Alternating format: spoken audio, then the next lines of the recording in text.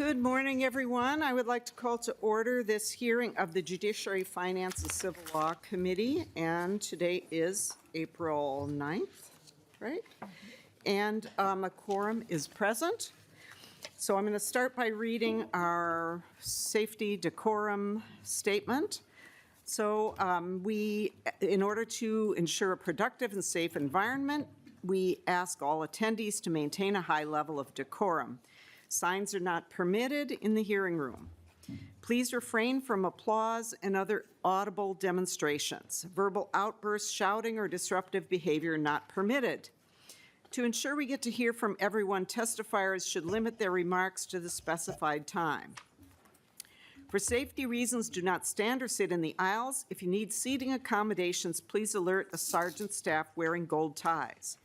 If you were issued an entrance ticket, please keep it with you. You may need it for re-entry if you leave the room.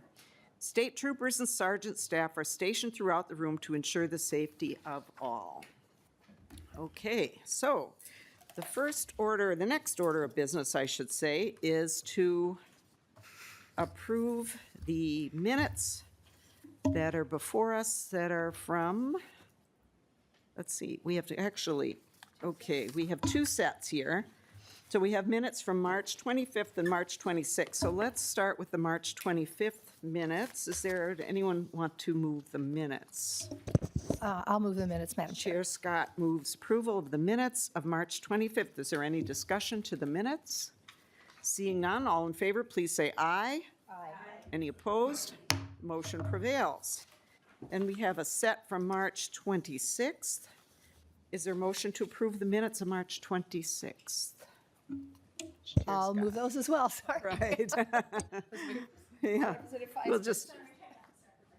All right. Well, so Chair Scott moves the minutes of March 26th. Is there any discussion to those minutes? Seeing none, all in favor of approval of the minutes, please say aye. Aye. Any opposed? Motion prevails, and those minutes are approved. Thank you, everyone. So, okay. Moving on. First bill on the agenda today is House File 4077, and Representative Greenman and Representative Roach are going to co-present this bill.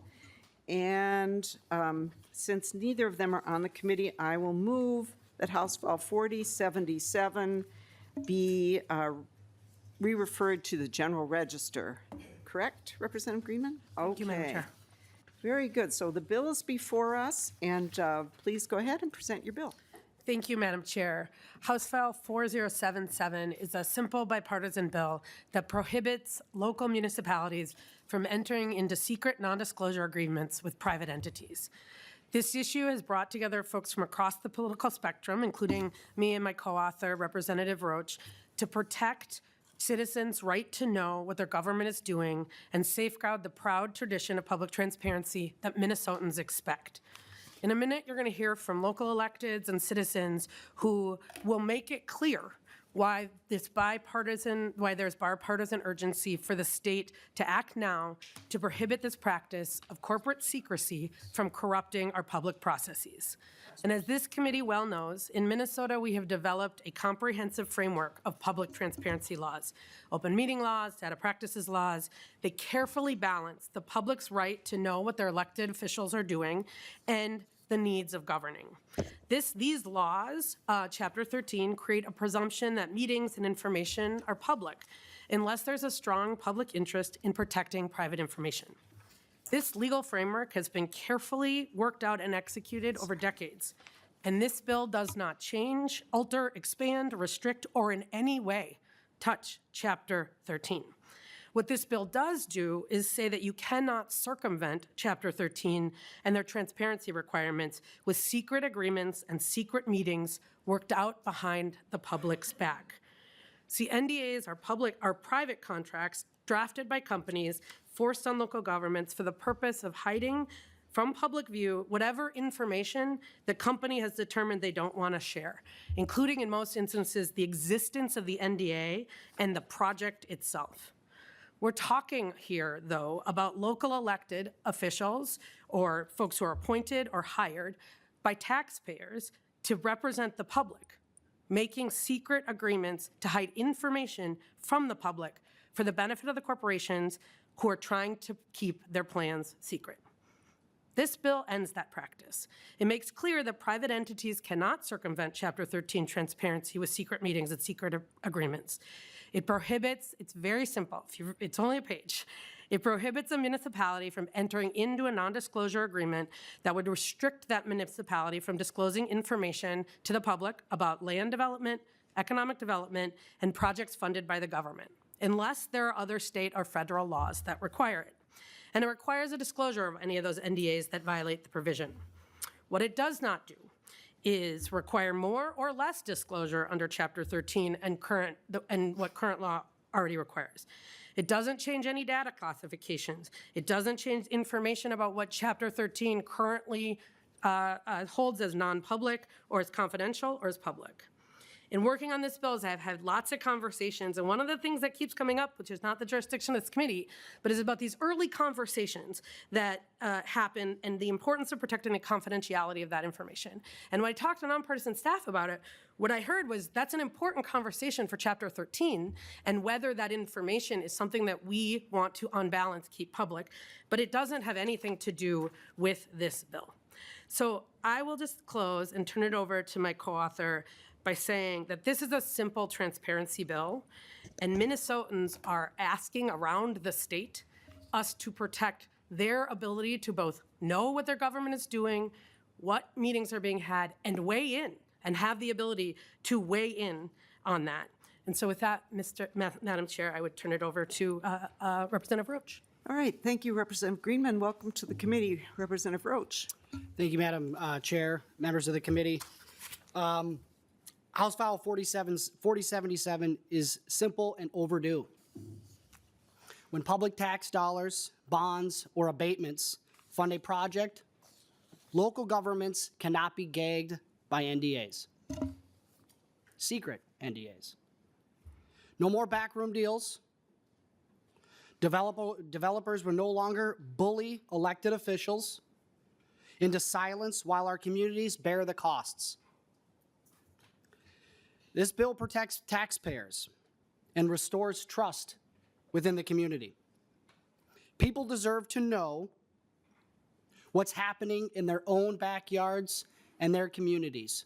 They are the stakeholders. It's bipartisan common sense. It passed in our committee here in the House unanimously because transparency isn't Republican or Democrat. It's Minnesota. This bill keeps legitimate trade secrets safe under existing law in state and federal. We just end the gag orders on public impacts. Sunlight delivers better outcomes, stronger negotiations, fairer deals, and decisions that actually serve our communities. House File 4077 puts people first. Let's pass it today. Let's restore transparency. Let's work for the people and not the special interests. And so I urge a yes vote on this to move it to the general register. Thank you. All right, thank you. So we have a number of testifiers signed up today. And so let's start with Commissioner Ashley Grimm, and we're going to ask everyone to please stick to 2 minutes. And the Commissioner, I think, is on Zoom. So welcome to the committee. Everyone, thank you so much for having me. I'm Ashley Grimm. I'm the 3rd District St. Louis County Commissioner. And what I want to share about that job first is that my work as a commissioner relies almost 100% on trust. I've worked with a lot of folks at the state because we're the state's trusted partners, and community members come to us on some of the most difficult days of their lives. And I ground us in that because as a commissioner, I haven't seen anything erode trust as quickly or as broadly as when commissioners signed NDAs last year. The NDAs in St. Louis County, which are still in effect today, granted a company up to 5 years to build relationships and lobby a data center project without the public present. In the months that followed the NDAs being exposed, it was justified as normal and necessary, and it was neither. It was the first time in my 2 terms that commissioners had signed NDAs at the county. All other economic development projects had gone through staff at that phase. So the key thing that you're considering banning here today is not access to information businesses need to develop. They have that with staff. It is the one thing staff can't build. It's political will before the public is at the table. Lastly, I want to share the really good news here is that over the last 6 months, I've seen this discussion bring people together in a way I don't know if I've seen before at the county. I mean, you'll hear from other folks, but hundreds of people ad hoc coming together, building together with this common mission. And I had the honor of seeing this pass unanimously in the last House committee, and just can't say strongly enough how much your community and commissioners like myself are behind you. So thank you for considering this. All right, thank you very much for your testimony. Next, we have Tom Berg.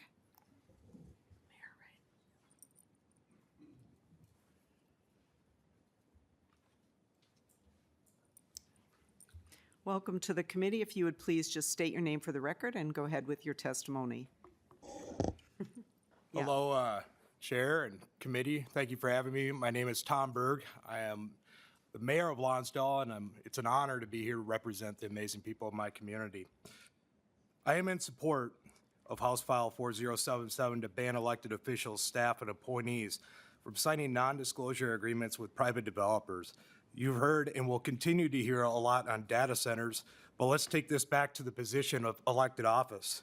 A big reason that I ran for mayor of Lonsdale was due to the honesty, integrity, and transparency that was severely lacking over the years, and the city needed it back to the forefront for the betterment of Lonsdale's residents, business owners, and its future.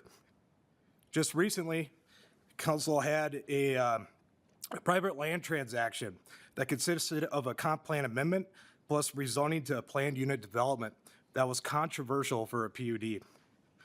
No, it wasn't a data center. It was a market rate apartment with 0 income requirements, but during the concept phase, I solicited every bit of feedback, positive and negative input. Anything I couldn't immediately answer, I followed up with a high priority. In addition, all questions were gathered, and I asked them to my city staff during a packed council meeting. I also took questions from the floor during new business. I made it very clear, we weren't adjourning until every single question was answered. We didn't hire our attorney to speak for us and staff. We did our jobs, and an NDA would directly affect us from doing the work. I was elected by the community. I answer to my community. This bill will protect future elected officials, appointees, and most importantly, all the work our staff continues to do to foster a more informed community. If we're making the excuse and judging future economic development being in the balance of signing NDAs, let me be clear. Forget the additional tax revenue. They don't need to be here, and we need to make a strong statement to our state that our integrity is not for sale. Without a strong sense of community, you don't have economic development. Transparency isn't reactionary, it's proactive. It's high time to get back to common sense and ethics. This bill supports both of them. I'm proud of the bipartisan support on this bill, and I urge all of you to vote in favor of House File 4077. Thank you for your time, attention, and God bless all of you. Thank you, Chair. Thank you very much for your testimony. Next, we have Kathy Johnson. Welcome to the committee, and after Kathy Johnson will be Rebecca Gilbertson on Zoom. So welcome to the committee. If you would just please state your name and go ahead with your testimony. Madam Chair, committee, thank you for letting me testify. I'm Kathy Johnson. I represent myself, and I represent the Coalition for And Ms. Johnson, if you could just speak Development. closely into the mic, you have a softer voice. I represent both Perfect. myself and the Coalition for Responsible Data Center Development. As a 47-year resident of Farmington, I was outraged to learn that Tract Land Development of Colorado has proposed one of the largest hyperscale data centers in the country to be nestled between 3 residential neighborhoods. That was 2 years ago. I learned about the project because people that lived within 350 feet received a postcard stating that a technology park would be coming to the area and rezoning was to be discussed. 2 savvy neighbors passed out flyers inviting neighbors to gather in the park, and thus the coalition began. We had a standing room only crowd at that first public meeting. A proposed project plan was introduced. The Planning Commission chair said he'd never seen it before. The city planners and councilors were working with the developer for 7 or 8 months behind closed doors secretly. We now represent a template that's coming in all over the state and nation for that matter. Developers come to a small or rural community with faux promises of permanent jobs and the promise of property tax, and in exchange, the city signs an NDA and promises water from its domestic water allocation to supply the data center. No citizen input whatsoever. The template's being used all over the state to convince naive and tax-hungry small towns to work against their own citizens and approve a plan behind citizens' backs. At the first public presentation, developers literally said, we'll be good neighbors. We stay away from residential areas, and we have a long way to go in permitting. Don't worry, we'll obey statutes and ordinances. We subsequently found out that statutes and ordinance were either non-existent or simply waived by a compliant city council. In recovered emails, the city asked the developer how to work with us, the dissension in the community. Subsequently, the planner asked the developer, are you ready to go public with this yet? That was about 7 or 8 months into the process. Ms. Johnson, I have to ask At you no to time wrap were we up. given the opportunity to have input. Meetings were presentations with no dialogue. One council member who voted against it said he'd never seen such an opaque process in all of his years of city government, and the developer literally got everything they wanted. As citizens, we were silenced, both by a city working for the developer and a developer who sees Farmington as low-hanging fruit for their own ambitions, all happening behind the secrecy of an NDA. Ms. Please Johnson, I support have the to ask Greenman you to- Roach bill. Thank you. Yeah, thank you very much. Sorry to interrupt you. Rebecca Gilbertson on Zoom. Welcome to the committee. If you could just state your name and please go ahead with your testimony.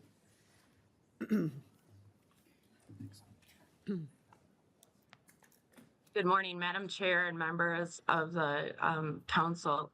Thank you for the opportunity to address you this morning. I'm a resident in Hermantown, Minnesota. My comments are in support of HF 4077. A blitzkrieg is a sudden, coordinated effort meant to paralyze citizens. This is a German word used to describe military tactics during World War II. We're unfortunately finding that this word also applies to the planning of the proposed hyperscale data center in Hermantown, Minnesota. 22 NDAs were signed in St. Louis County. They include the county attorney, communications staff, St. Louis County commissioners, and local government staff. Those individuals, at least the St. Louis County commissioner, mentioned that he had to actually sign an NDA in order to find out about the project. Such things have consequences, and so citizens asked for a Data Practices Act request, produced 1,600 pages of planning behind the scenes. The Hermantown Google project is the only project in the state that's actually planned on top of residential dwellings. And so I'm here in front of you this morning asking you to please support HF 4077. And also, and I cannot underscore this enough, citizens are begging for data center reform. This is Greater Minnesota's immigration crisis. We continue to ask you to join us in advocating for a pause to study large-scale data center development while it can still make an impact. Thank you. Thank you for your testimony. Next, we have Jonathan Cotter from the Minnesota Chamber of Commerce.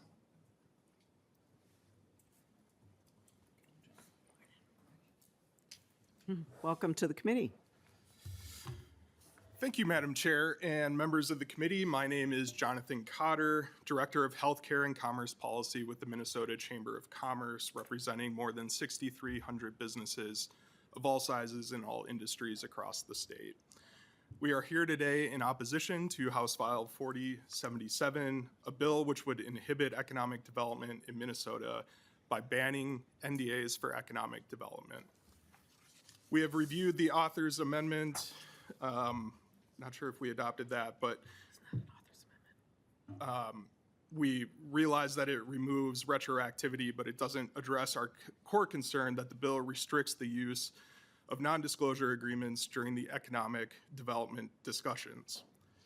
In practice, non-disclosure agreements are used during project development discussions, particularly when companies are considering expansion, relocation, or major investment. At that stage, businesses often need to share sensitive information about their operations, financial projections, and competitive strategy. If they cannot rely on some level of confidentiality during those conversations, economic development opportunities may be impacted. Since this bill has been introduced, we have heard from businesses of multiple sizes that they rely on NDAs to protect competitive financial information, intellectual property, job planning, joint ventures, and other project-specific details. This includes companies ranging from regional convenience stores and gas stations to manufacturing, warehouses, technology firms, medical technology firms, and biotech firms, all of which use NDAs to engage with municipalities and pursue growth opportunities in Minnesota. States allow non-disclosure agreements in economic development negotiations, and companies often evaluate multiple states when making investment decisions. A blanket prohibition would place Minnesota at a competitive disadvantage, risking the loss of investment, jobs, and tax growth. For these reasons, we believe the bill risks undermining economic development efforts in Minnesota. Thank you. Thank you. Next, we have Dalton Danielson from the Minnesota Business Partnership. Welcome to the committee. Thank you, Madam Chair. Members, good morning. My name is Dalton Danielson, Fiscal Policy Director with the Minnesota Business Partnership. Members, transparency and public trust are important values, and businesses that partner with local governments understand that public dollars come with public accountability. However, we respectfully oppose House File 4077 because it goes far beyond existing public records law and in practice creates a restrictive environment that would make Minnesota significantly less competitive for major business investments. And let's be clear, this goes far beyond data centers. There is nothing inherently nefarious about NDAs. In reality, limited and temporary confidentiality is often a prerequisite for investment discussions. Companies and local governments alike value the confidence and security they provide when discussing proprietary information, site selection strategies, financing structures, and sensitive data, particularly in early stage negotiations. Without that protection, many companies simply will not come to the table. Members, to put it plainly, this means that communities across Minnesota, your communities, may not even be considered for the next $1 million, $10 million, or $100 million investment. Furthermore, this bill would also undermine local control. Despite what's being stated, none of your local leaders are being forced to sign NDAs. But the fact of the matter is communities differ dramatically in their economic needs and competitive pressures. Your community may not want or need a large-scale investment or development, and that's just fine. But House File 4077 replaces local judgment with a one-size-fits-all mandate from the state, even when local officials may believe temporary confidentiality is in the community's best interest. To summarize, while we believe it to be well-intentioned, House File 4077 would stifle Minnesota's access to new investment and the jobs and economic growth that accompany it. We respectfully ask this committee to vote no on the bill as it stands today. Thank you. All right, thank you. So that concludes the testifiers who signed up today. So we will close testimony and move to member discussion. And Representative Feist. Thank you. And I'm going to go all nerd on this things.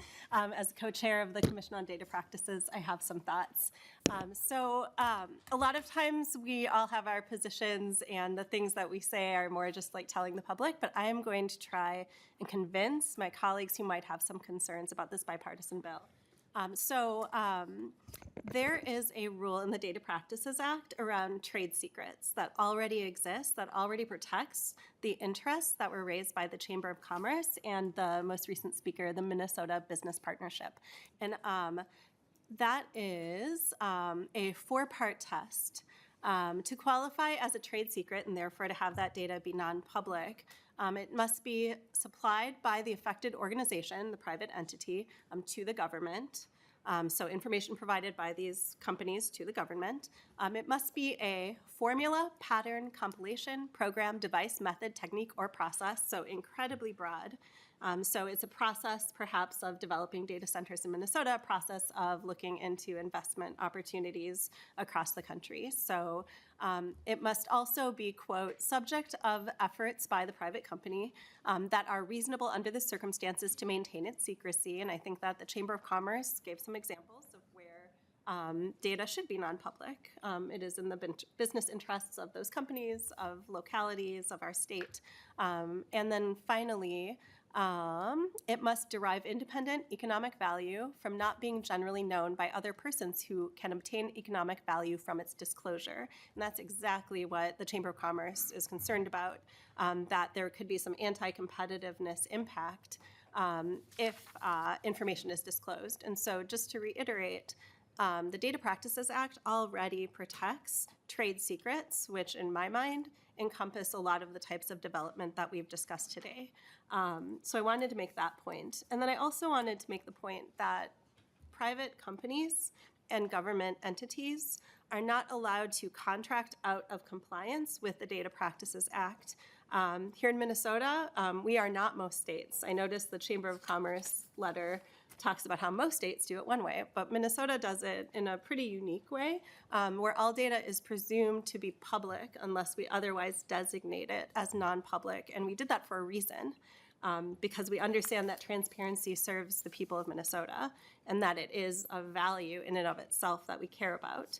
And so I just wanted to make the specific point that we have made it explicit in our laws that governments and companies are not allowed to contract out of the Chapter 13. And that is 1305 Subdivision 11 made it explicit. I think it was before my time. I don't remember this, but made it explicit that government contracts are in fact subject to the Data Practices Act.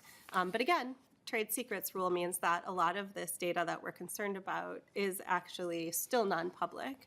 And so just to conclude, this transparency matters. We heard from a lot of people who wanted to be part of a discussion, and we should want the people in the communities that are being impacted to have a voice in this process, and that's why we structured the Data Practices Act the way we did. And so I think this is a really important bill. It's received bipartisan support. It has bipartisan authors. I would really encourage all of us to support it today, and I'd like a roll call. Thank you. All right, a roll call having been requested, there will be a roll call. Representative Novotny. Thank you, and many of the questions that I was going to ask were already addressed by Representative Feist, and because of that, I can cut to the chase and get to my question. As she said, and I believe one of the testifiers was referring to the fact that they were able to get emails from the city through, I assume they did a FOIA request. So would this change anything? Would they, if you did a FOIA request, you'd still be able to find out the information that's going on, wouldn't you, Representative Greenman? Representative Greenman. Thank you, Madam Chair. I'm glad you asked that question because the answer is yes, if they're following the Chapter 13. But, and we heard this, a lot of this testimony in the last committee, what we heard over and over again is the horse has left the station, the horse has left the barn, the train has left the station. Oftentimes it is months, and I think we heard 8 months, years later. And when people are making public decision, when staff is spending taxpayer dollars to develop these programs, those months matter. And all of this would do would say, it would give control back to the local electeds who can decide under their Chapter 13 obligations, what are they affirmatively disclosing? What are they required to hold confidential? But either way, in this case, the delay that happened for years and years actually subverts the public process. Representative Novotny. Thank you, Chair Liebling. So what you're saying is the problem is with agencies not following the FOIA rules. And I understand the frustration with that. I have a FOIA request for something that happened in the Public Safety Committee hearing over a year ago that I haven't got information back on. So I understand that frustration, but that's not the problem with the law. That's the problem with the agency that's not following the FOIA request. And I'm glad you asked for the roll call, Representative Feist, and I'll be voting no. Okay, Representative Finke. Thank you, Madam Chair. Oh, I'm sorry. Representative Roach. Representative Finke, I apologize. Before we go to you, let's let Representative Roach respond. Thank you, Chair. I just wanted to comment on that. While yes, this doesn't, currently right now, members of the public can do a FOIA request. But my question is this: why do members of the community have to dig for the truth? Why? Why can't the truth just be at the surface? The communities, the local government represents the people. So they hide behind an NDA to buy time, knowing that many people don't know what they don't know. And now they've got to dig for the truth to get the truth. I think it's the wrong approach in government. What we do here at the state level is transparent. When we do bonding bills, we don't do secret contracts. So why are our local governments doing that? This bill is good governance. Thank you. Representative Finke. Thank you, Chair Liebling. That's essentially what I had to say. I will add that, we're talking about data centers in a lot of different committees in a lot of different ways, right? We are talking about disclosure and non-disclosure and secret development. We're talking about water usage. We're talking about many different ways that these are going to impact our communities. And I think one of the reasons that we're doing that is because we are being told, we as community members, right? We as the people of Minnesota, that these data centers, I was told this year, right? These data centers are happening, right? We just need to get on board because this is happening. And I think that what we are seeing in this conversation and in other conversations is that's not true. That's not real. That's not how the world works. We are lawmakers who make laws to determine whether or not things go forward in the way that they are. And to Representative Roach's point, we are representatives, and the stakeholders in our work are people, right? The stakeholders are not Google. They are a part of the stakeholder conversation in the development, but the people that we are elected to represent and all of our local electeds are people. And the idea that we are being told, and by stakeholders across the political spectrum, that this is just happening, so we need to just figure out how to let it happen, is a very problematic way for us to move as a body. If it happens, it happens, and it's because we decided that that's what we think is good for Minnesota, not because someone else told us we're already too far down this stream and we just need to let it go. So I just want to put back into this space in front of us, nothing is inevitable. We make choices, and choices have outcomes. And we can either choose to understand what's happening in communities where people feel like they're being left in the dark, blindsided, or we can have truth come to the surface. Truth will out. It's going to happen one way or another. I would say we should do it at the front. Thank you. Representative Moeller. Thank you, Madam Chair. Just a quick question probably for Mr. Hopkins. So on line 1.15, this applies to non-disclosure agreements or other contract with a private person. I know in this committee we've talked before about a person can mean a corporation, and so I just am curious with the word private here, is that still the situation? If he could explain what private person means in this context. Thanks. Mr. Hopkins. Madam Chair, Representative Moeller, say as person would include bodies, corporate, and politic, but it wouldn't include public corporations. So the modifier private here is would likely be read to exclude any sort of government entity. Representative Moeller? Okay. Okay. Representative Bliss? Thank you, Madam Chair. So is there anything right now that prevents a local government from saying they don't want to sign an NDA with a developer? Representative Roach? Yeah, on the surface, no. But what's happening, and I think it's pretty clear, is some of these corporations and these organizations are strategically going to communities that desperately need the tax revenue, that are dealing with increased property taxes, increased mandates on their municipalities, and these entities are strategically coercing and isolating those communities and having them engage in NDAs with the carrot dangling over their head that you need this, your people need this. And I just don't think that's right. So many of those elected officials or those staff members of those local communities, of those local governments, feel that they have to. And that's not something that I think should even be there. And so you're right. I will give you that, Representative Bliss, is, you know, if a council wants to take a position currently to not sign NDAs, they could. But that creates an unlevel playing field when some do and others don't. Representative Bliss, follow up. Yeah, just a comment, I guess. So earlier, Representative Greenman, you said this puts the power in the locals' hands, the local electeds' hands. In my opinion, it takes it away from them. And this bill, I mean, I understand the concern with data centers. I do. They're a big issue, and that needs to be addressed. Unfortunately, this bill covers everything. If my community wants a gas station, if New Orton's wants to open up down the street and they want to sign an NDA, this is going to affect them. It's way too broad, just way too broad. So I think for that reason, I'm a no. The data center conversations we should continue to keep having, but on that front, I'm a no vote. All right, Representative Duran. Thank you, Madam Chair. Representative Greenman, does this take away local control? Kind of what Representative Bliss was getting at? Representative Greenman.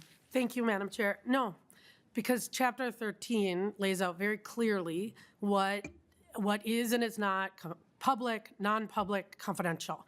And if there are those decisions that a local government wants to make about when they share affirmatively information, what this does is say it's going to be in those local officials' hands because they're going to make that public policy interest. What these non-disclosure agreements are doing, which are they are written by, in many cases, and one of to what you said, Representative Bliss, the power differential of a multinational corporation in a town of 5,000 is actually a pressure point that most folks feel like they can't say no to. But in this case, what we're doing is saying it sits with the local government to follow Chapter 13 and to decide when and where and how they, under their legal obligations, present that information. Representative Duran. Thank you, Madam Chair. I guess what we're getting at here is that local politicians, your mayors, your county commissioners, your city political figures are all voted by the people. So don't we entrust those people to make the right decisions for those municipalities? So aren't we hindering their ability right now to make decisions for the best interest of the local community when we as a state of Minnesota are saying you need to operate this way at this point in time? We're making a decision that is going to be a one-size-fits-all for the state of Minnesota instead of allowing local municipalities to make a right decision for what's in best interest for them as a whole. We're not, I mean, right now the law states that we're not forcing people, we're not forcing mayors, we're not forcing municipalities to actually go into an NDA in the first place.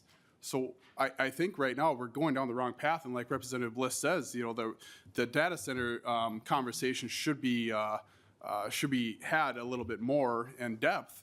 But right now, I think what we're doing is we're having big government come in and dictating how small government should operate. So, okay, thank you, Representative Durant. So rather than respond, because time's getting a little short, what I'm going to do is we have Representative Rarick, Representative Scott wants to make a comment, then I will allow you to close up, okay? So Representative Rarick, and I should just say before she speaks, I neglected to welcome a couple of new members to our committee at the beginning, and Representative Novotny, since we served together in another committee, I'm kind of used to being in committee with you, but welcome to this committee, and the same to Representative Rarick, who is online today. Representative Novotny, We're not new, we're returning. Pardon me? We're not new, we're returning like a boomerang. Returning, that's correct, yes. Welcome, Representative Rarick. Please go ahead. Thank you, Madam Chair. It's very good to be back.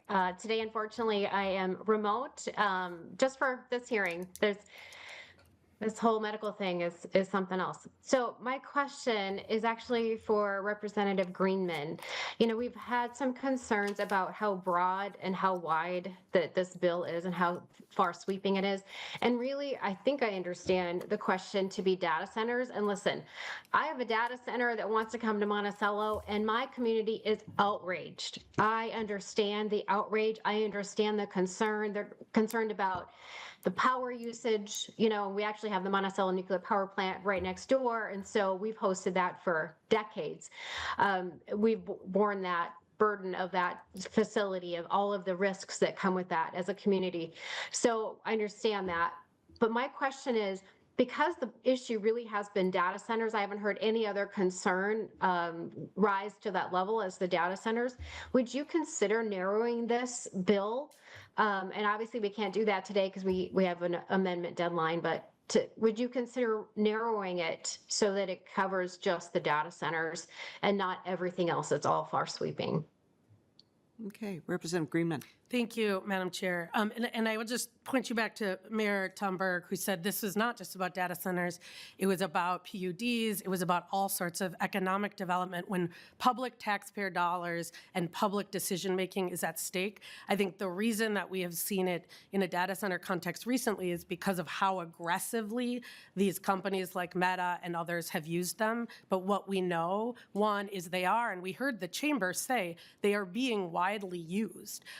And that's actually news to me, because when I talk to a lot of local and state governments, they've said the opposite. But I think it matters because the principle is there shouldn't be secret meetings and secret agreements behind the backs of taxpayers to withhold information. Chapter 13 is what governs their responsibilities. And so I am certainly open to talk, because I do think that today in these agreements, what we heard in this committee and others is Farmington, Hermantown, North Mankato, Pine Island are all dealing with it, and more. But I don't think it is just a data center issue, and I think that that's a mistake to think that it's just a data center practice. Okay, thank you. So Representative Scott. Thank you, Madam Chair, and thank you to both of the bill's authors, and thanks for the conversation over Easter Passover break, Representative Greenman. And I've had a little while to noodle over this, and I keep coming back to what current law is. And it was mentioned before, Representative Feist, brought this up, 1305 sub 11. And I just want to read it quickly. If a government entity enters into a contract with a private person to perform any of its functions, all of the data created, collected, received, stored, used, maintained, or disseminated by the private person in performing those functions is subject to the requirements of this chapter, and the private person must comply with those requirements as if it were the government entity. All contracts entered into by a government entity must include a notice that the requirements of this subdivision apply to the contract. Failure to include the notice in the contract does not invalidate the application of this subdivision. So even if they don't include that piece, it doesn't make them get off from having to obey current law. And then it talks about the remedies that are in current law for this. And my point with all this is This information is already available. If you do a data request to your city and ask, do you have any NDAs, they have to tell you. And if you ask what the particulars of that are, except for trade secret and some other protected data that's already in current law, they have to comply with it. I will give the example, a couple of examples of where in the past there have been things that have happened in one thing in my city and one thing that we face down here in the data practices realm. The city of Andover wanted to expand their community center and add another sheet of ice. Well, the train had kind of already left the station, like you're just talking about. Like the public was, and there were no NDAs involved, but the public was not paying attention. And they didn't realize that this was going to raise their taxes. Now the public is on alert, right? Just as these folks in other cities, and regrettably, I mean, we all learn by the mistakes that we make. And government can try, we have all kinds of transparency laws on the books here, but people, the people of Minnesota have to rely on them. And they have to do the digging themselves because there's no way that a government, a city or a county government is going to put on their website every single contract that they have. It's up to the city to go, or it's up to the people to find out for themselves. And I can guarantee you with all the talk of this data center business, I don't have an opinion on that. I would be upset probably if there was one going in as well. But let's regulate that. But right now in the city of Andover, they're going to be developing an old vegetable farm. There are two options at play. One of those is 1,500 new houses going in. It's a strain on the taxpayers currently. Roads, bridges, infrastructure, water, all those things have to be taken into consideration. And because of what happened in previous years with this second sheet of ice, people are on alert and they are participating in their local government. And my point here is, folks, the information is available. We don't need to add to the statute books. If we all do a data request today of our own cities and our own counties and say, hey, do you have any NDAs and what are they? They have to tell you. They have to abide by current law. Part of this as well is the local units of government, the people that work for these local cities and the city councils, that sort of thing. They're not familiar with what their rights are and what they have to disclose. They're afraid that an NDA means they can't say anything about anything, when in fact that's not right. And we have an Office of Data Practices that will help people walk through that and educate local levels of government so that they know what they can and cannot disclose in agreements like this. I don't see the necessity for this bill. And while I sympathize, because no one likes to be surprised by stuff like this, but it doesn't have to be that way. On a state level, we struggle with a lot of law enforcement surveillance popping up. We never knew it existed, right? We find out after the fact by a citizen or someone that does a data practices request that, you know, whatever agency has whatever piece of technology. So what I'm encouraging here is for citizens to be more diligent. And I know that's hard. There's a lot of things in life to be watching for. But because I feel like you can already find out this information, I can't support the bill today in its current form. Thank you. Thank you. And I just have a brief statement myself, and then I'm going to let you both, if you would, briefly close up, okay, because we do need to move on. But Chair Scott, you know, what you just read, I don't think it applies here. Now, maybe I'm wrong. Maybe Mr. Hopkins will have to weigh in here. But what you read has to do with when the government is handing over its functions to a private entity, which we know happens a lot. That's what I heard in what you read. Maybe I could be corrected if I'm wrong. But, you know, my general feeling, too, about this bill, and something that hasn't been mentioned, is that, you know, we have this value, this belief that sunlight is a disinfectant. And right now, in our legislature, we are very concerned about fraud.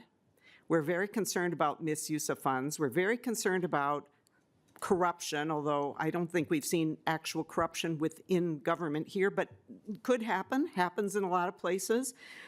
And we need sunlight as disinfectant. So I think this bill, one of the things that it does is it helps us to prevent fraud, to prevent self-dealing, to prevent corruption, because when you don't get to hide what you're doing, you're less likely to engage in that. And, you know, we've got lots and lots of people in government across our state, and, you know, I just think it's kind of a good preventive move. So I fully support the bill, and I don't know if I'd like to give each of you an opportunity to just briefly wrap up here, and then we'll have the vote. Representative Roach.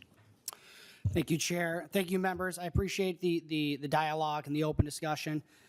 You know, I know many of the discussion is you know, talks about data centers, and I want to be clear. I'm pro data center.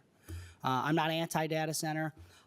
I just want transparency within my community. I think the residents of our communities want transparency. With the current environment we're in today, the political environment, whether it be, you know, reports that are redacted, no transparency.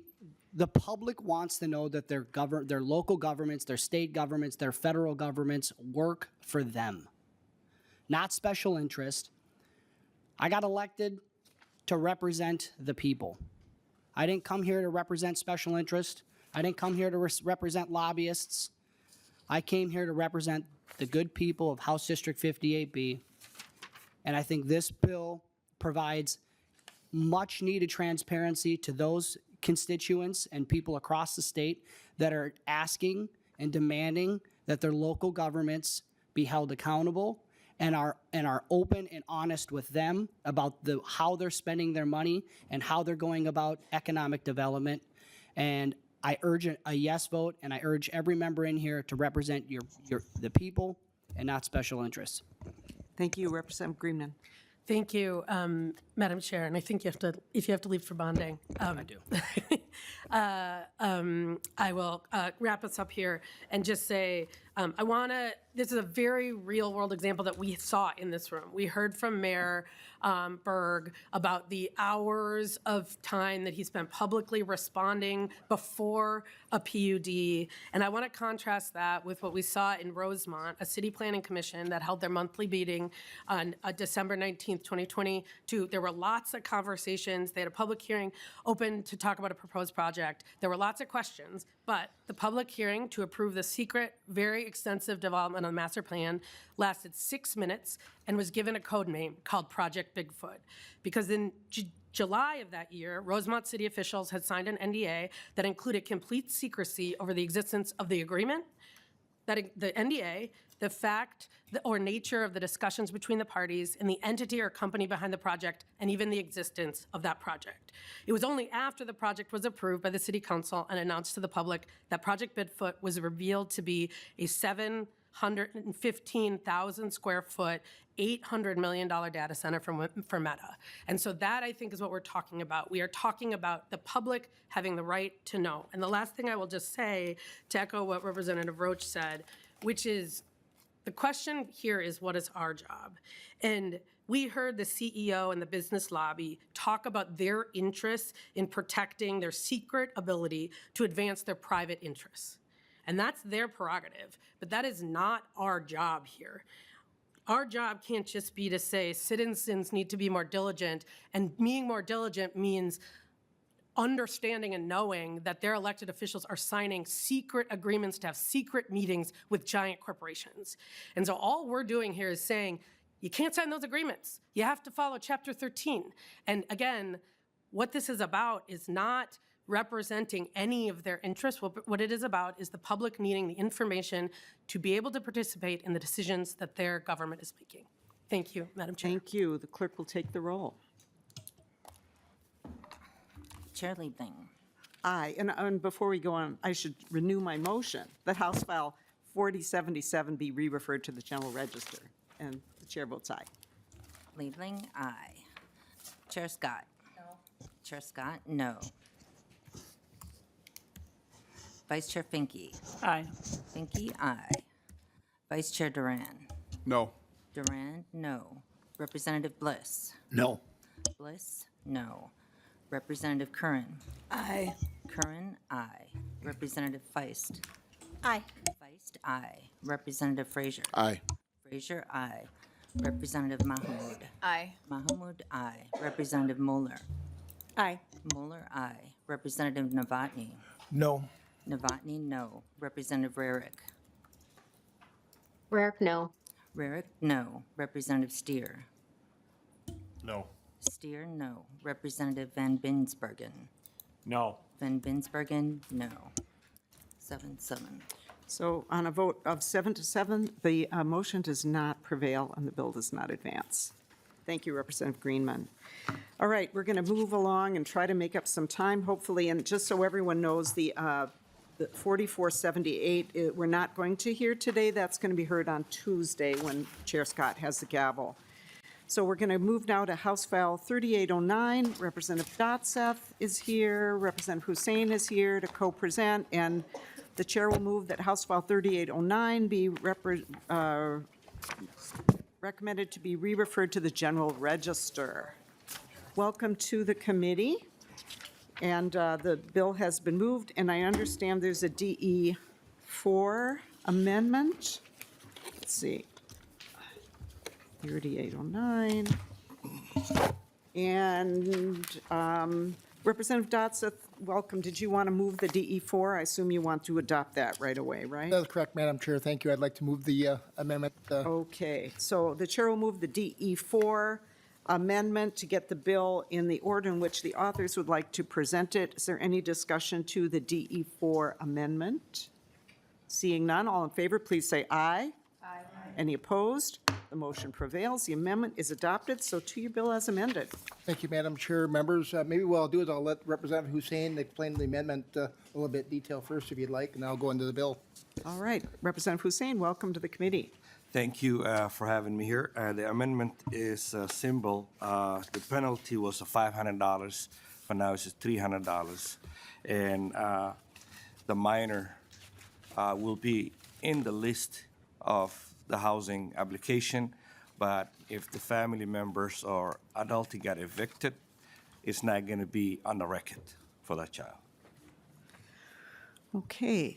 All right. And then did you, Representative Dotseth, do you want to go ahead and explain your portion of the bill? Thank you, Madam Chair. House File 3809, as amended, is about improving safety in multifamily housing while maintaining strong legal safeguards and fairness. This bill reflects real-world conditions in apartment communities and a balanced stakeholder agreement. As you can see, we've got bipartisan agreement throughout this bill. Expanded protection language. This amendment broadens language from not just residents, but to include landlords, employers, employees, contractors. This is a practical fix.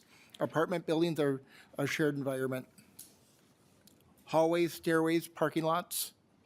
Safety threats don't just impact tenants, they impact maintenance workers, staff, property managers, and others on site. This change ensures law reflects how multifamily housing actually operates, not narrows definition. Real world safety conditions. Multifamily housing involves constant interactions between residents, staff, visitors. When a serious safety issue arises, it affects everyone in those shared spaces. This amendment that we just covered also individuals that represent consider not just those in the lease. Maintains strong legal safeguards. This bill does not weaken due process at all. It preserves key protections, requires a sworn affidavit, specific factual claims that must be presented, includes judicial review before expedited action is granted, maintains strict service timelines, imposes civil penalties if misuse. Bottom line, accountability remains intact, and abuse of this process is discouraged. I will open it up if there's any question, or Madam Chair, that. All right, thank you. And we didn't have any testifiers on the bill. Okay. bill and Madam Senate. Chair, maybe I'll mention, we've got Ron Elwood here if he'd like to make any comments in regards to this bill as well. We've actually worked with him and some of the other stakeholders too. Okay, well, let's see if there's any discussion from members, and we'll see if maybe we have questions. Is there discussion from members? Seeing none. Let's see, Mr. Elwood, I don't see you, but I know you're here. But did you want to make any comment? No comment needed. Okay. All right, everybody, we're all used up after that last bill. Okay, so with that then, thank you. I will renew my motion that House File 3809 as amended be re-referred to the General Register. All in favor, please say aye. Aye. Any opposed? Motion prevails. Thank you very much. We're done. Okay, so as I mentioned, we're not going to take up 4478. We will move now to House File 3363, Representative Freiberg. Welcome to the committee. And so I will move that House File 3363 be placed on the General Register. And Representative Freiberg, welcome, and go ahead and present your bill. Thank you, Madam Chair. I do have the A16 amendment, which puts the bill kind of in the shape I would like. Okay. If I can also wait. I know there's another amendment too. We can do the amendments after, whatever your pleasure is. Well, let me find it here, one second.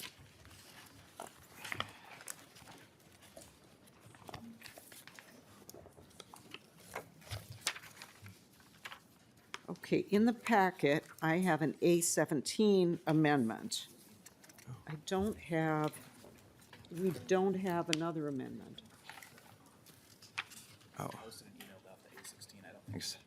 Oh, okay, so we failed to get that printed, I guess, but there is, so. Okay, how about I could just Yeah, describe why the don't you bill go if ahead and- staff wants to address the issue with the other amendment. We're not happy to take the Okay. A17 first also. Okay, go ahead, please, Representative Freiberg. Thank you, Madam Chair. Thank you, Co-Chair Scott. Appreciate your consideration of this bill. Sorry, just catching up on my notes here. So I developed this bill in consultation with Campaign Finance Board Director Jeff Sigurdson after the events of this past June, and we've since incorporated some suggestions from the Senate. I don't really want to revisit the events of last June in committee. Honestly, I'm not sure how well I'd keep it together doing so. But suffice it to say that the public availability of home addresses of many legislators has put our safety at risk. And we have kind of a heightened political environment that we find ourselves in too, so this is intended to address those issues. There are many locations where where private data, such as our home addresses, are available, and there are other bills that address some of those locations, including I know one that's been referred to this committee. But this bill addresses just locations that relate to us as candidates and legislators. So the Campaign Finance Board, or the CFB, you'll probably hear that abbreviation during this discussion, and the Secretary of State's office. As I understand it, immediately after the events of June 14th, the Campaign Finance Board pulled down candidate addresses from places like the committee registration page. But there were other spots within the Campaign Finance Board website where our information may still be available, and the Campaign Finance Board felt legislation would help address those locations as well, making their actions of June permanent. So that's what this bill does. The bill affects legislators directly, so I didn't request anybody to testify, although there may be people who signed up as members of the public. But I do also have Campaign Finance Board Director Jeff Sigurdson, as well as Nicole Freeman from the Office of the Secretary of State here, available to answer questions. And I appreciate members' consideration. All right, thank you, Representative Freiberg. So the amendment, are we getting? Forwarded it to people's emails. I could also share my screen to have it. Oh, okay, don't we need to print it? Do we not need to print it?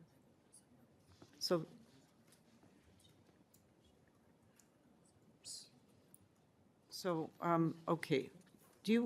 Representative Freiberg, do you want to just describe your amendment? It's been emailed to members, and we can post it on the screen, but we do not have it as a printed copy. We're going to get it printed, but. Yeah, if you'd like to take testimony first, and then we could move to the Okay. A17 Co-Chair Scott's amendment while we're waiting for the hard copies, I'd certainly be fine with that. Yeah.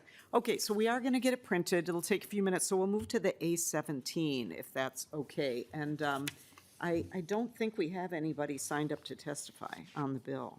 So so we don't need to do that. So Representative Chair Scott, please go ahead and with your amendment. Thank you, Madam Chair, and Representative Freiberg. Yes, this is kind of some language that in reading the bill and listening to, okay, I'm sorry. I moved the A17, Madam Chair. Okay. Okay, all right. Please proceed, sorry. Yes, so there were some concerns as I read through the bill, and so this amendment just addresses them. It's a page and line amendment, so it is a little harder to look at, but I think that the first piece is it allows up to $5,000, right, on one, well, this is to the original bill, not the A16, so 4.1 to 4.3. Oh, this just adds security services in a different spot than where it was before.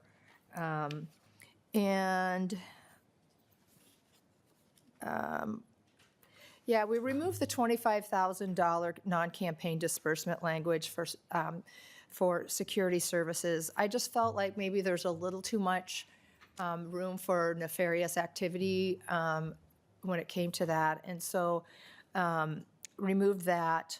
And then if you move on down, 14.13, 14.29, it keeps physical security items exempt from campaign spending limits, but removes the exemption for ongoing security services to maintain consistency with how other personnel costs are treated. And then one of the last things it does is it removes the actively monitored email address option for independent expenditure disclaimers. And we weren't going to change that piece, right? That's staying, or is that the piece we're removing? We had a meeting this morning.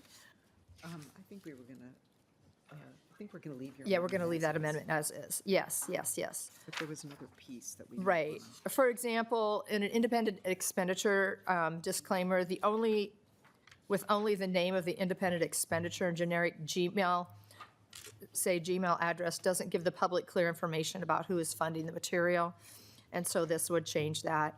It's incredibly important given that other campaign finance requirements don't apply to IEs. So that's a messed up version of my.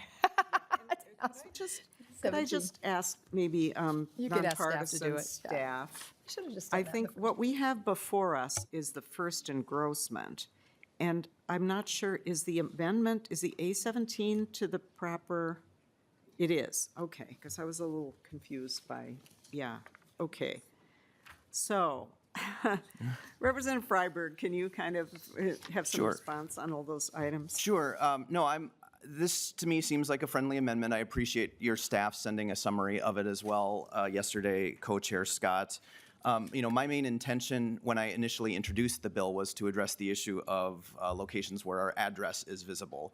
And some of these provisions related to security expenses came over from the Senate.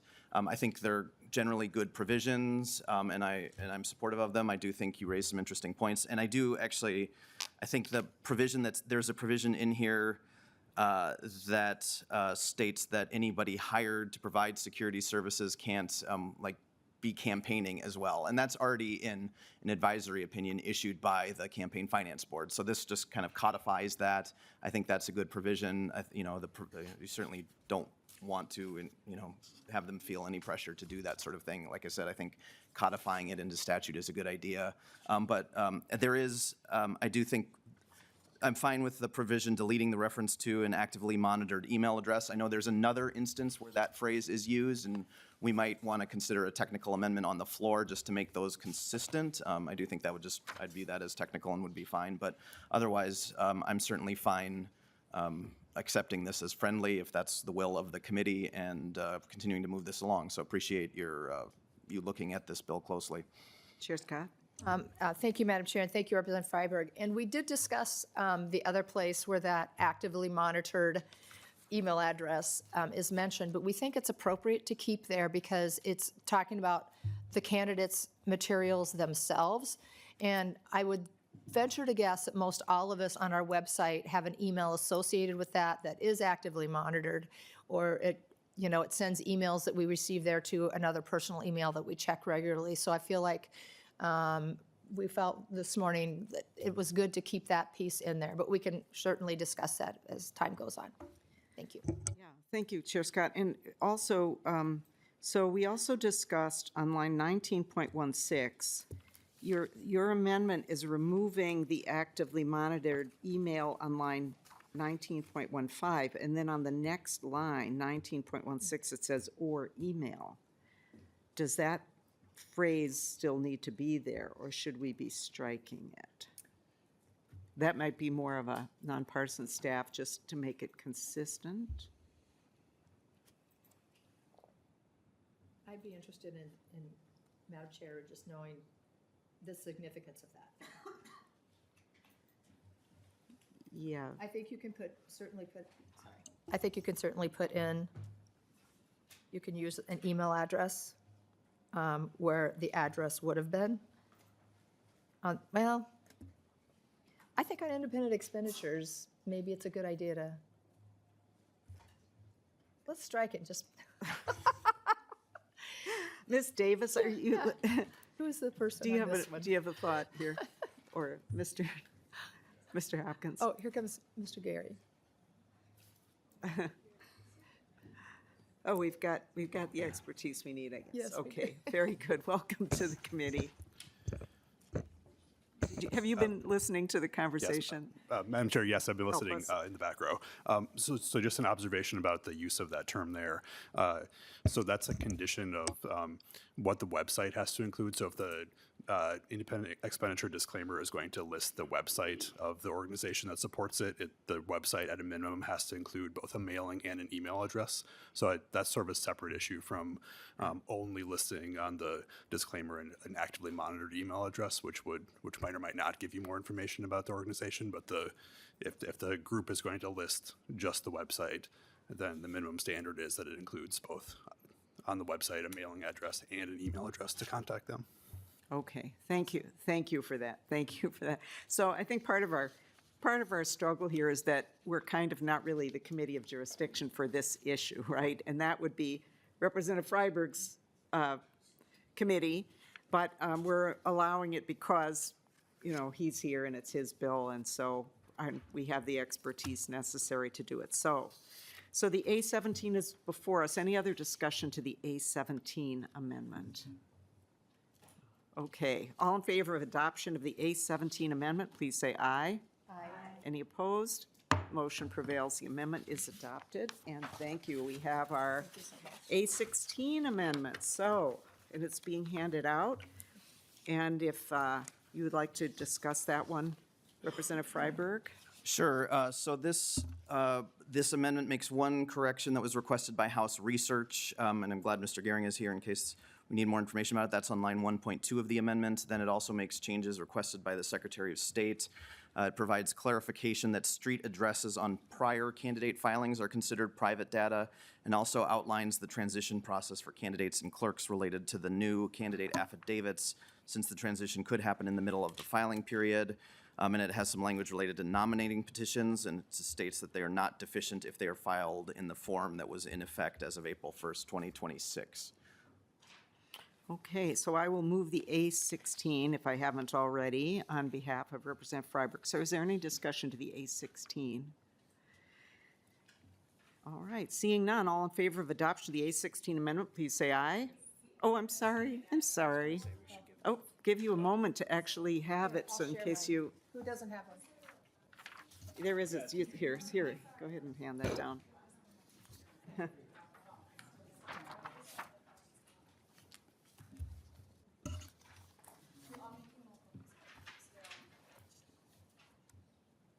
I'll give you a moment. So all right, well, we'll just give everyone a moment to look at that in case there are any issues.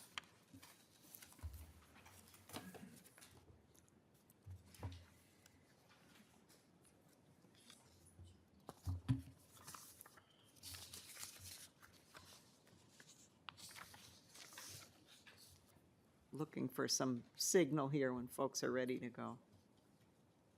Yes? Okay. All right, is there any further discussion to the amendment? Seeing none, all in favor of adoption of the A16, right? A16 amendment, please say aye. Aye. Any opposed? Motion prevails, and the amendment is adopted. Any final word, Representative Freiberg? I appreciate members' consideration. I think this is an important issue. Thank you, and we appreciate you working on this too, because it's important to everyone. And so I will renew my motion that House File 3363, the first engrossment as amended, be placed on the general register. All in favor, please say aye. Aye. Any opposed? Motion prevails. The amendment, the bill is on its way to the general register. Thank you. Okay, so the moment we've all been waiting for. I'm going to just present this from here and just sort of explain what we're doing here. So I'm going to move House File 3874, which is the budget bill for the Minnesota Judicial Branch. And so just so members understand and the public understands what we're doing here, this is going to function as our budget bill such as it is this year. So it's kind of an odd year. We don't have budget targets, but the judicial branch has made a budget request. And so I'm bringing this up today for us to discuss and ask questions of the judiciary. And Mr. Shorba is online, I believe, waiting patiently to answer any questions that members have. And my intention is that we will lay this over and we will bring it up again a week from today and we will mark it up. So just like the process that we use for omnibus bills, we will use for this budget bill. And so my intention would be not to bring a DE amendment, but just to do individual amendments to do any modifications to the judiciary's bill. And we will have a slightly different amendment deadline, so it's usually 4 o'clock the day before. We're going to move it back to noon. So noon on Wednesday will be the amendment deadline if any members want to offer amendments to this bill. So, so that's, I hope everyone understands that process. Is there any question about that process? And then so on next Thursday, we'll mark up the bill. We will, vote on everyone's amendments. We'll see what goes on when we will attempt to move the bill. Okay, so that's what we're doing. So welcome, Mr. Shorba. Thanks for joining us. So today we're just presenting, Mr. Shorba's here to answer questions that folks may have. And if you remember, we probably want to remind everyone about what is in the bill, maybe, just to, so this was, let's see, it's too many papers here, but, yeah, I've got the right bill here, but I was kind of looking for my little cheat sheet, but that's okay. We've got, they gave us a handout. So this budget request includes, and I'm not going to go through the numbers, and I think we got from fiscal staff, when we came in today, we had a little grid that was put on our table here for us to remind us of what is in the bill. But there's a large piece of it is for judicial safety and security, including home security systems for personnel, including some additional personnel for the judicial branch. I think 2 FTEs were requested, I believe, and some additional money for paid family medical leave where the judicial branch was not given additional money for the employer portion. Mr. Shorba, what else am I missing here that you wanted to maybe mention and refresh members' memories about? Sure. The only other components of the security package are personal data protection services. Currently, we contract with Delete Me, and funding for some protection for the Chief Justice at public events. If the bill does move forward, we'll have to eliminate Section 1, which we assume the State Patrol would take over that function, but they are understaffed and will not be able to, so we'll have to use the funding to contract with local law enforcement to do that if you decide to move it forward. And then finally, the grant program, $1 million one-time funding in '27 to do matching grants to courthouses and counties for security. Okay, thank you, Mr. Shorba. And so we got a breakdown from the judicial branch, which I don't know if it's been distributed, but I was given information that we, in this, oh, thank you. In the, yeah, that's, yeah, thank you. No, but as the branch put together the funding package and what was included here, that you were thinking of counting for a number of, well, for judges and for administrators, to an amount of $1,000 per person for hardware for home security, and then an amount for monitoring, ongoing monitoring.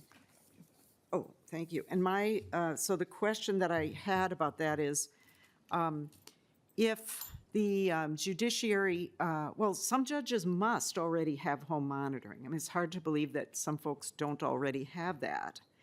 And so I guess my question is, does the branch, you know, when we give the branch funding for something like this, of course, we don't micromanage. We don't say, oh, this piece must go to a judge and this piece must go over here. We just give you the funding with a lot of discretion for the branch. And I guess my question is whether the, you know, how that would work for folks who already have a system, and whether you would be able to, like, say we didn't give you enough money to do it for all of the administrators. Would the branch be able to, say, have enough discretion with the pool of money to be able to identify which employees may have a higher need for security than others, so that it wasn't just everybody gets it? Do you understand where I'm going with that, Mr. Shorba? I do, Madam Chair, and we would certainly work that out depending on what the allocation was. We did an estimate. There are about 580 people, judicial officers and administrators. That includes about 100 administrators. We certainly, if you don't give us all the money and we understand, then we would have to make some decisions. Maybe people with actual security threats, maybe people who've gone through a threat assessment. We probably would not be doing retroactive. That's not how we calculated it. But even people who have a security system would be eligible for the $100 for ongoing maintenance. But we're not going to go back and give people all $1,000 who already have systems in place. That's not how we calculated it. Okay, that's great. Thank you. Chair Scott? Thank you, Madam Chair, and thank you, Mr. Shorba, for being with us. I'm wondering if you could walk us through kind of the process for the grants that individual counties or courthouses can apply for, how that's, you know, what's the process for that? Sure. So, Madam Chair, Representative Scott, we have done this 3 times before, 2017, 2021, 2024, in different amounts. We probably follow the same timeline that we used the last time, which includes advertising in May that these grants are available. We then put together a panel, including members from the Sheriff's Association, Board of Public Defense, County Attorneys Association, State Bar, some members of the legislature who sit and evaluate the proposals. The ideas are that these would be due in August and awarded in November and December. Again, as I mentioned, they require a 50% match, either in dollars or in staff time to put them together. So far, 65 counties have received funding, but we did have more applications than we had funding the last time. And some of the examples, I'm not going to go through all of them, but installing panic alarms, bullet-resistant glass, door locks, cameras, key readers, detection equipment, those kinds of things, mostly one time because it's one-time money, are the things that we have put together. So it's been very popular. And as the threats have gone up, as I said at our earlier hearing, the number of people who are contacting us to say we need to shore up our courthouses continues to rise. So thank you. Chair Scott? Thank you, Madam Chair, and thanks for that, Mr. Shorba. And so how is it handled for smaller counties that may not have the budgets but still need some updates to their courthouse? Is that taken into consideration, their just kind of their ability versus a bigger county, a metro county or something? Mr. Shorba? Madam Chair, Representative Scott, it certainly is. One of the principles that the committee established every time we've done this is that we want to provide funding to as many counties as possible. So if we have $1 million budget, assume it. And if we get a $500,000 request from Hennepin, we're not going to give all $500,000 to Hennepin. We're going to try to spread out the funding as much as possible. And as I said, even if you don't have the budget, if you are going to do some training and we're going to pay for someone to help you with that, some of that time you use for the training would be counted against your match. So it doesn't have to all be money. And so we're trying our best to help every size county through the state. Chair Scott, thank you. And Mr. Shorba, do you know whether the counties have another source of funding for the same kinds of items? Or is this the only way we help them with this? Mr. Shorba. Madam Chair, as far as I know, unless it comes from the county budget, there's no other direct source. I'm not aware. I'm sure we would be aware if there were a lot of other courthouse grant programs. Most grant programs have dried up anyway. So this is the only supplemental source that I know of for counties, but I'm not the county budget expert, but that's what my understanding is. Yeah, and Mr. Shorba, when these grants are decided upon, is there, maybe I missed this and you said it, but is there involvement by the BCA or any law enforcement agency or, people with expertise and security to help decide kind of, how to meet needs the best way and so on? I mean, how is that piece handled? Madam Chair, in the past, we have used the Association of Minnesota Counties as a member, but also primarily the Sheriff's Association, since they are in charge of security at county courthouses. So they have been represented and provide their expertise.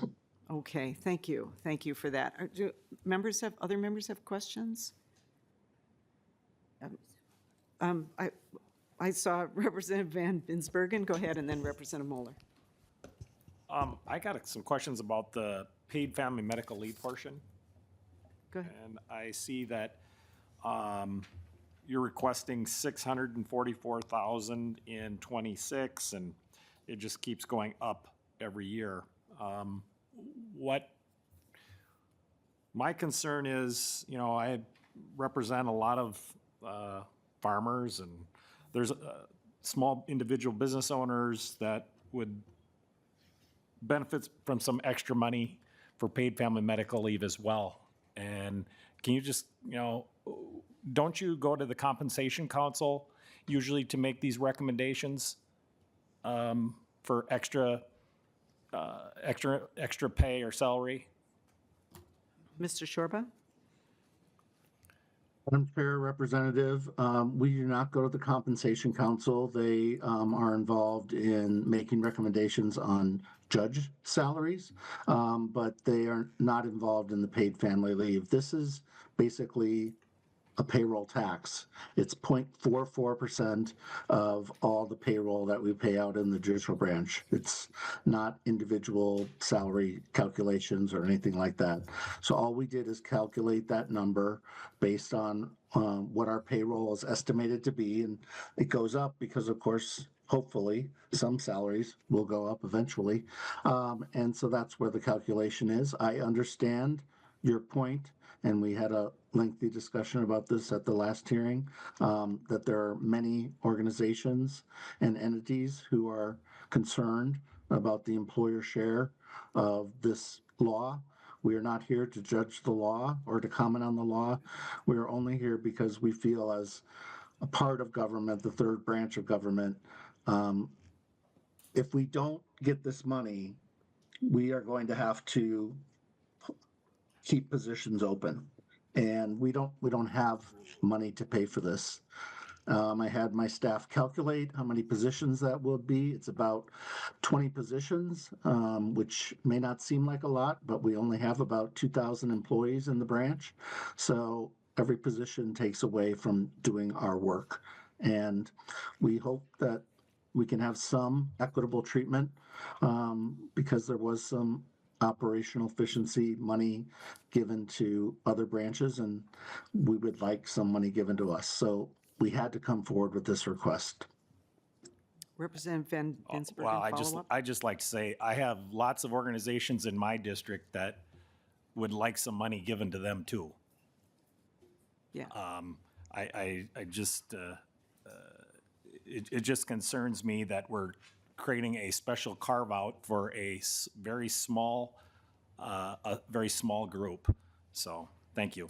All right, well, I have to comment on that, Representative Van Binsberg. And I mean, this is the Judiciary Committee, and it's our responsibility to, be a partner with the judicial branch, and they are the third branch of government. They're not just some other small agency or business or something.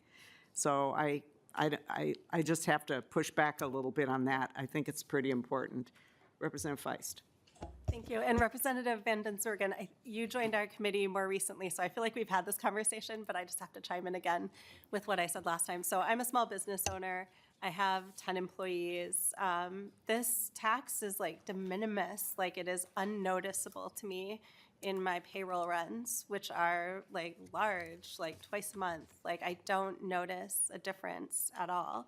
So just as speaking as a small business owner, like this is not noticeable to me, and I've seen the benefit of paid family and medical leave already within my team. And so just wanted to throw that out. And then also just to echo Chair Liebling, just the judicial branch protects our constitutional rights, and it is our obligation as the legislature to make sure that they have the funding they need. So I do think it's just fundamentally different than private sector. Thanks. Other discussion? Other questions for Mr. Shorba? Okay. Not seeing any, so thank you for showing up virtually, Mr. Shorba. Thank you for answering questions, and you may hear more during the next week, and as we draft amendments and prepare to mark up the bill on Thursday. So with that, I'm going to lay House File 3874 is laid over, and I'll give you back a few minutes, and we stand adjourned.